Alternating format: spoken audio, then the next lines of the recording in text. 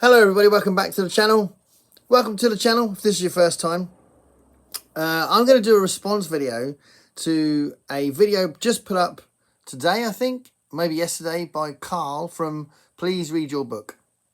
He's a really interesting booktuber. I've been watching him for a little while, and he puts up these discussion videos. And the one he put up recently was, I think there was a subtitle, Shocking Booktube Truths.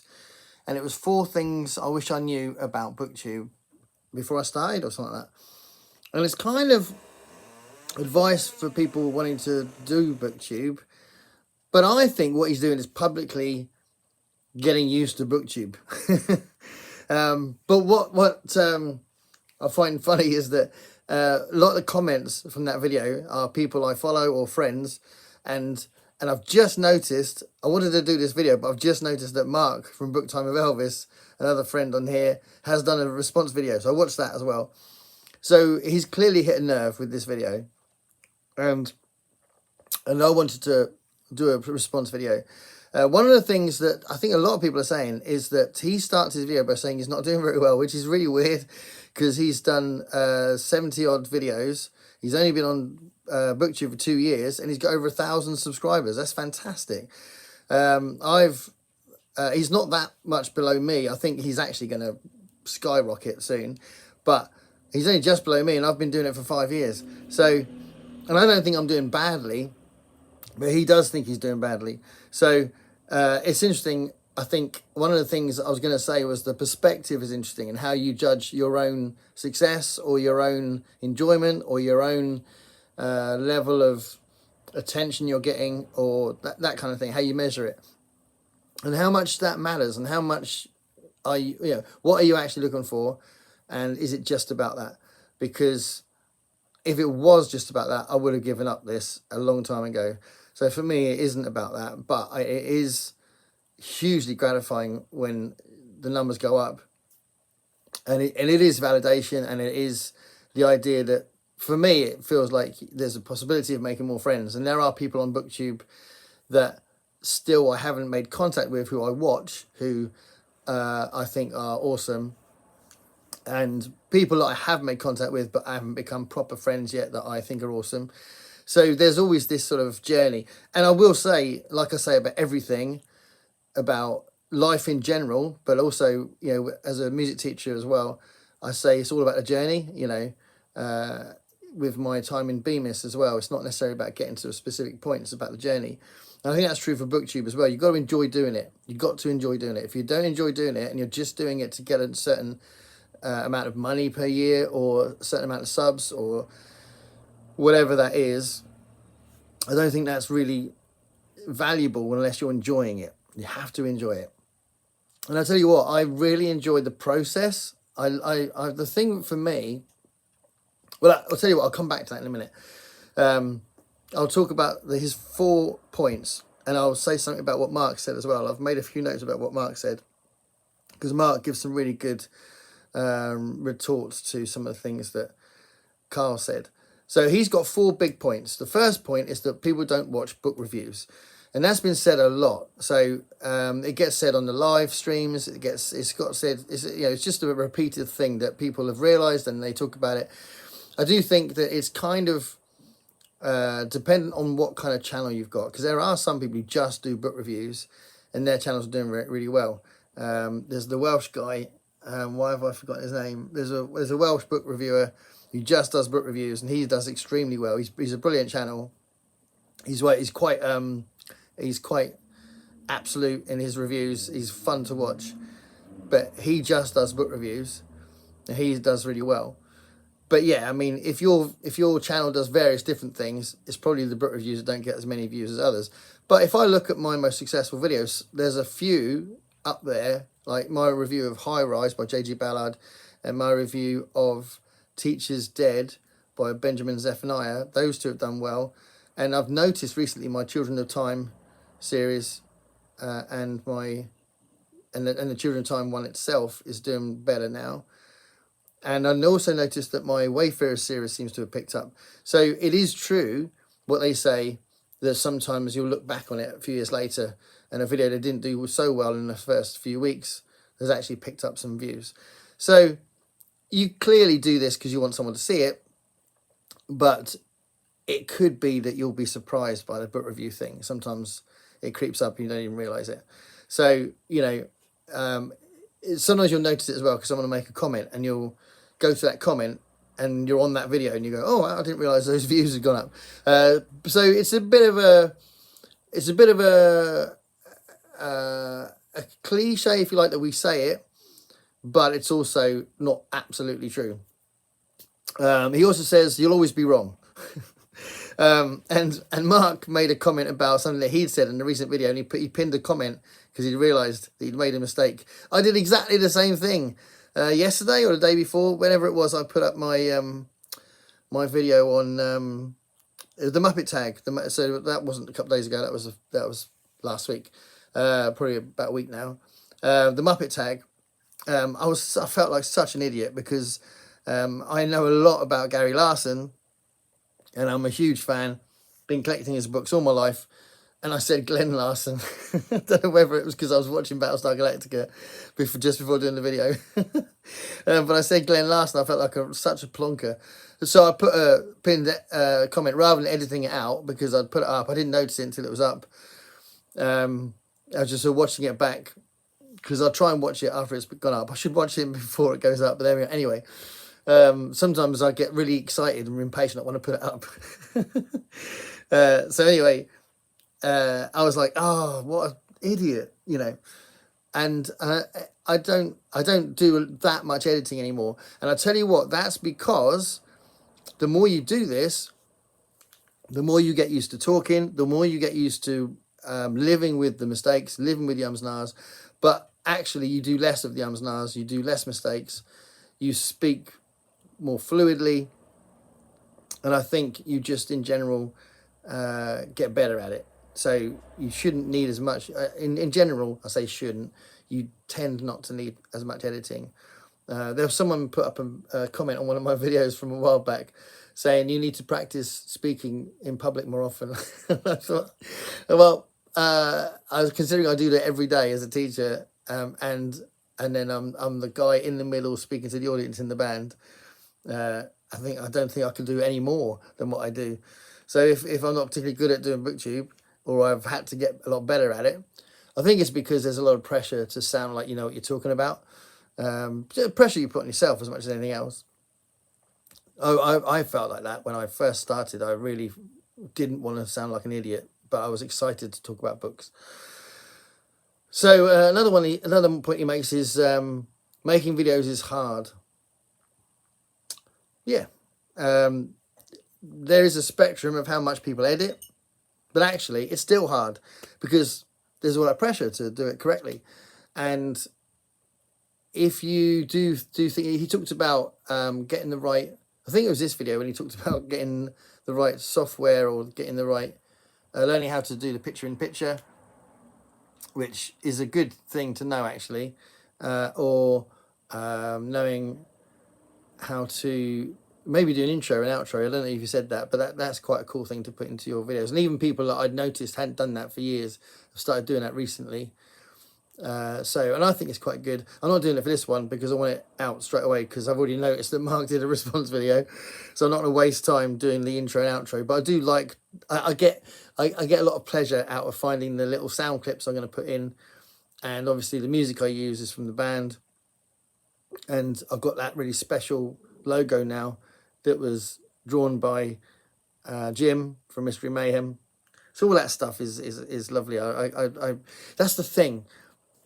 That's a message that I've probably said before, but is absolutely relevant to this video. That I enjoy the process. I enjoy the excitement of thinking of an idea, and then trying to find the time or the place or the space or whatever to do it. I usually rush to do it upstairs where I prefer to do the videos, and I don't get as much opportunity to do it in there. So that's a little bit of a thing as well. Like, oh, I've got a chance to do a video, go. But I'm doing it here because I can do it in this room whenever I want. But I do get very excited about the thing, and that's the thing.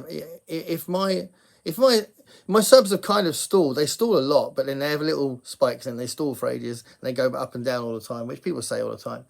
But if I was to get worried about that, then it would be betraying the fact that I enjoy it so much. It's the actual act of doing it, you know. But as I said many times, it's the friends you make. That, to me, that's sort of, you know, in the comments as well as the other booktubers and some of the people that appear on screen with you and that kind of thing. So, you know, we say that all the time. And then the last thing he said was, no one watches everything. No. And there are some people who have much better views for the number of subs they've got because they hone in on a particular thing. So there are some people who specialize and their video views are really good. I just couldn't do that. I get so excited about doing different things. That's why I deliberately made my channel quite a varied one as far as what the content would be. And that clearly has set me back a bit, but it's how it's the only way I can do my video. You know, I've got quite a niche video coming up soon. I'm always juggling when I schedule these videos because I film loads of them. I've got another, I don't know, 40 odd that are scheduled up. But the immediate ones for July, I'm kind of shunting them all the time because I'll I'll do something like this. And I did have one scheduled for tomorrow, which was the monthly wrap up, but I'll shunt that a little bit so that this one gets some room to breathe. But there's one coming soon after that, which is a very niche video that people might be like, what's he put out there for? But I really want to do it because I'm really excited about what I'm talking about.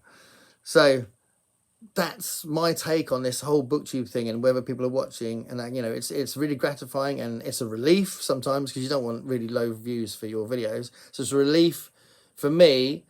The moment that I kind of relax a bit on the views is when it gets to 3 figures. If it goes over 100 views, I'm like, okay, cool. And some get bigger than that, which is great. But I think that's the kind of average for, you usually get about 10% of your subs that watch your videos. If it's, you know, on average. I mean, you know, there are some, like I said, there are some booktubers or YouTubers that have a much better ratio of subs with views. But that's what I'm looking for. I'm quite happy. Well, I'll say I'm quite happy. I'm relieved if it's got to 3 figures. If it goes way beyond that, I'm really happy. So I'm not doing it for that reason though. So it's a gratifying thing because you feel like someone's interested. But I do get excited about the ideas, and I will put up videos knowing they might not get many views. You know, if I'm really excited about a film I've just watched, I'll do it, even though my film review videos tank. But it doesn't matter because I want to talk about them. And, you know, it's just that thing that... I'll tell you what, one of the things I wanted to say in this video, I'm going to get to Mark's points in a minute as well, because I will urge you to watch the original video that I'm responding to, but also Mark's video because it's brilliant. And Mark's really good at this kind of video as well.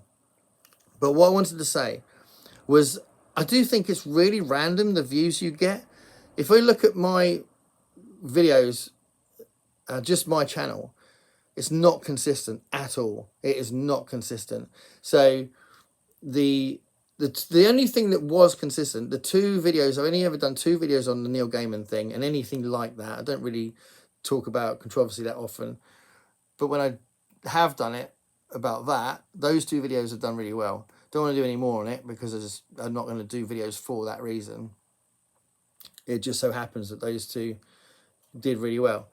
But outside of that, it's really random which ones have done well. So, you know, if you looked on my book reviews playlist, it's all over the place. In my 100 album challenge, some of them barely 2 figures, and some of them have got more than 1,000 views. It's really odd. So if I looked at my own channel, I can't work out which ones are successful and which ones aren't successful, and which ones seem to be hitting a nerve and that people like. And you know, because I know there's a Mike's Book Reviews, who's really successful channel. He sometimes says on camera, these ones do very well, so I'm going to do more of these. These ones don't do so well, so I'm not going to do as more of those. So he literally says his thinking process about the success of a video resulting in him doing less or more of those videos. I can't do that because it's so inconsistent. I don't know if I'd want to anyway, but I definitely can't. I think if something was consistently successful, I might do more of them because I was clearly enthusiastic about doing it in the first place. But the opposite way, the negative stuff, I think I probably still do it because I do these videos because I'm enthusiastic about it and I want to talk about it. I know my library tour videos didn't do that well, but it was a chance for me to talk about the books I had, and I thought that there were some people that were really enjoying it, because that's another thing that I've found that Carl will find, and I'm sure Mark has found this, that sometimes you might have a video that's not got loads of views, but there are people in the comments saying, I really like this series, or I really like the fact you've done this video. And that makes it worthwhile anyway. I mean, if it's like really low views, but you've got a few people or even one person saying that on the comment section, that validates the video, in my view. Mark makes a point that if you're over 1,000 subs, then you're actually in the 8% of booktubers or YouTubers that have got that many subs, which is amazing. So I didn't know that statistic, which is pretty cool. But I mean, Carl's done really well because he's got shitloads of subs in a very short amount of time. So, but even if it took you a little longer, that's a really nice sort of statistic to encourage you if you are worried about that kind of thing. He doesn't like doing much editing. He likes to think of it as a chat. But I will say that you are going to be self-conscious when you first start, and you don't want to look like an idiot. So you will edit things. But I'll go back to that first point or original point I made, or an early point I made, that you will get better at it and you will need less editing as you go along, I think. So that's one of the characteristics of doing this. And then he made the point that I made earlier about book reviews do creep up, which is kind of interesting. He talks for a bit about how you measure success and why you're doing it. And I do think that if you're enjoying it, and I really do enjoy every process of this, thinking about which video I'm going to put up, doing the video itself, picking the books out, putting them back again, bouncing off other people like I am now, connecting to people in the comment section, doing the tags, and they're fun, and coming up with a tag is fun.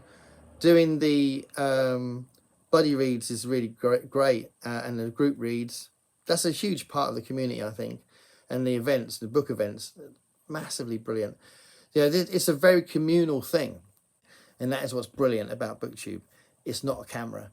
It's much bigger than that. It's a big community as well. It's a massive community. There's such a huge number of booktubers that, when he says no one watches everything and no one watches every video. No, they don't, because there's so much out there to watch. And Mark makes the point that probably if you thought about the subscribers that you subscribe to, or the channels that you subscribe to, you don't watch most of those videos either. And I don't. If I think, right, I'm going to take some time, actually look at some of the people I subscribe to, I'll go, oh my God, they've done loads of videos. I've got to do some catching up. Mark made that really good point as well. So yeah, there are tons and tons of booktubers, but it's a community. That's you. When you start a booktube channel, you become part of that community, and you usually get a very, very big welcome if you do a booktube newbie tag kind of video. And if you do the right thing, like trying to connect to people by doing buddy reads and doing tags and those kind of things, you will feel that community pretty quickly. And we're all different. We've all got different ways of doing the videos and different tastes in our books and all that kind of thing. But we're also really supportive of each other, and I think that's brilliant. And that's a really big point to make at the end, I think, that it's a very, very supportive community. So anyway, this ends up being quite long. Go see Carl's video that started all this. Watch Mark's response. And thank you for watching. If you got this far, thank you so much for all the support. And subscribe to the channel if you haven't subscribed to my channel, because it really helps out. And like I have been saying, it is encouraging. And thanks a lot for watching. Stay curious, everybody.